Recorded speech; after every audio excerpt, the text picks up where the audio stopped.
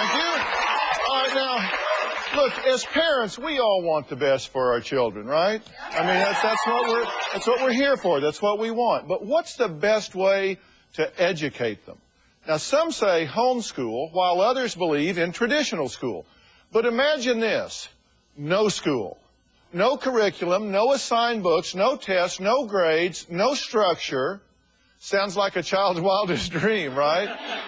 But it's real, and it's called unschooling. It's an educational philosophy in which kids choose what they want to learn.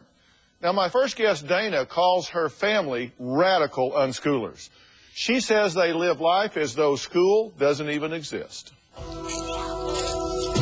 I think it's cruel and disrespectful to put a child in school. We're radical unschoolers. We feel that schools are like prisons and that children deserve more freedom and respect than schools provide. We don't believe in forced learning of any kind. I am not their teacher, I'm their facilitator. My children are in charge of their own learning.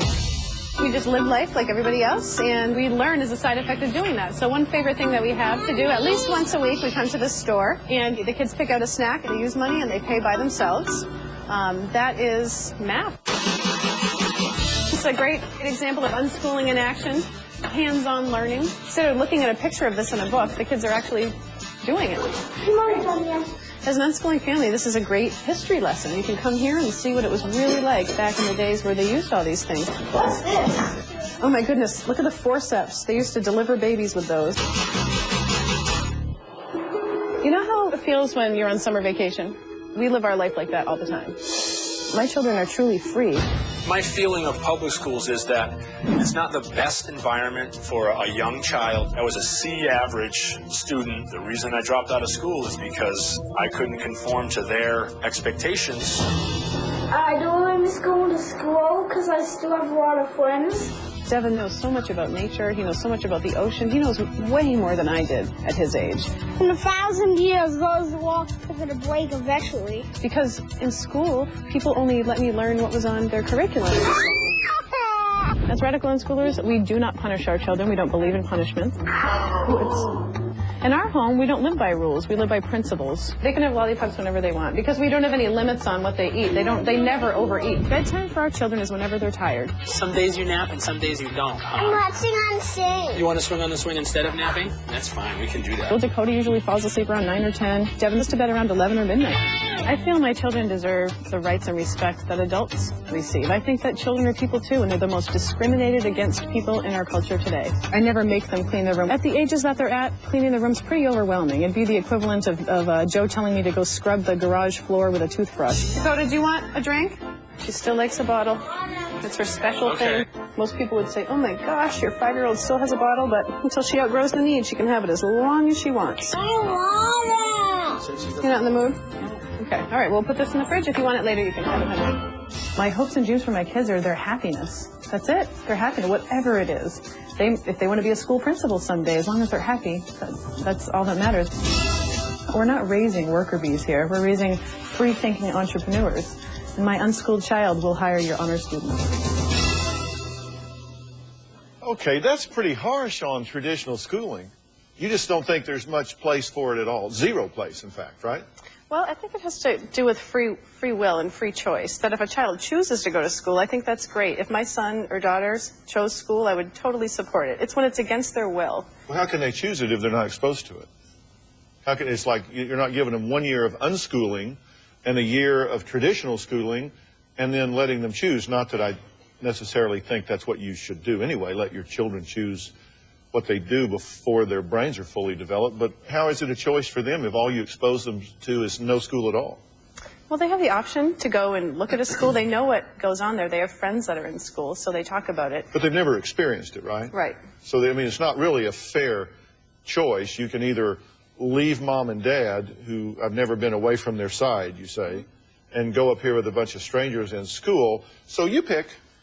I mean, that's kind of stacking the deck against school, isn't it?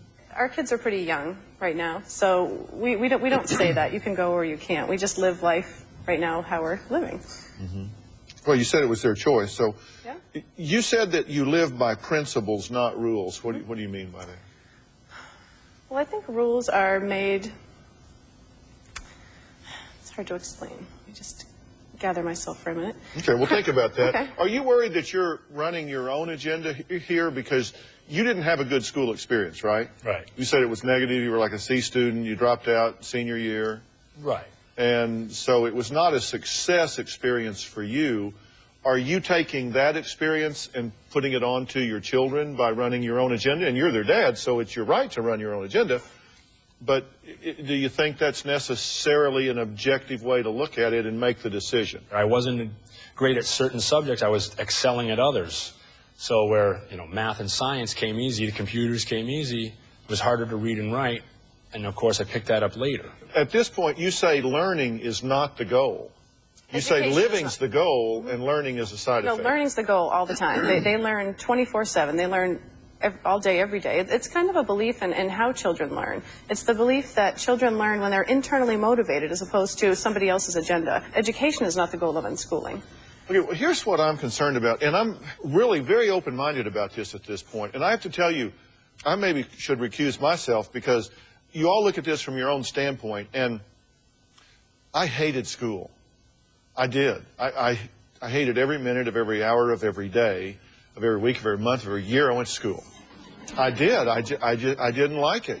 But if you had taken me out of traditional school and said, okay, you set your own pace, it's up to you, you learn what you want to learn, you choose, you do it, you say you let them watch as much TV as they want, eat as much as they want, no guidelines, no restrictions.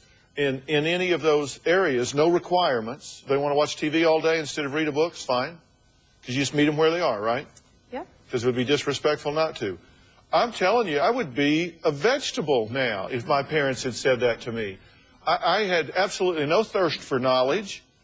They couldn't hardly get me in school when they took me to school. I'd beat them home sometimes. So if you just said, okay, there, Phil, it's up to you, I'd have just sat there like a lump. Do you worry that by not providing structure and goals and some kind of timeline so they can experience themselves, master some things, meet some goals, that they're not going to be ready to compete in the outside world? Well, there's a lot of things I'd like to address with what you said.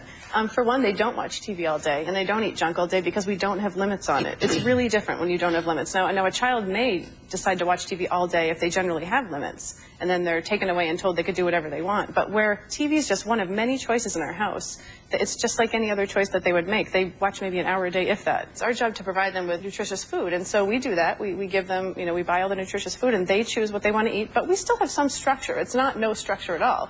We have a rhythm to the day. Well, but you said they set the structure. They decide what they want to do. But we have to provide what those items are. I'm not saying that you're being lazy or irresponsible about it, but here's my other concern. The rest of the world functions on a whole different agenda.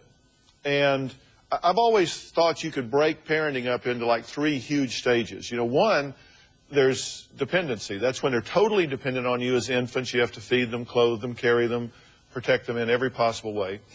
Then second, you go into this preparatory phase, where as parents, you're preparing your children to function in the world, because the third stage is performance.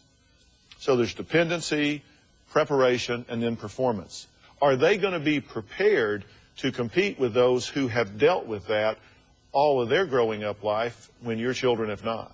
Well, we believe our children, they're in the real world by being homeschoolers or being educated at home. We're in the real world every day. It's kids in school that are in a building all day, kind of away from the real world. But your kids don't work against deadline. They have their own deadlines. They set their own goals. They do. But the world doesn't do that. They don't hire you and say, okay, just do your best and check in at the end of the day. That's not the way it works. And you say your children are going to grow up and be entrepreneurs, but they may not. They can do whatever they want, whatever their choices, whatever their goals are in life. We're there to facilitate that. The question I'm raising, are Joe and Dana's children learning what they need to be able to function when they are on their own outside the nuclear family home? That's a question. I'm going to let them respond to that when we come back.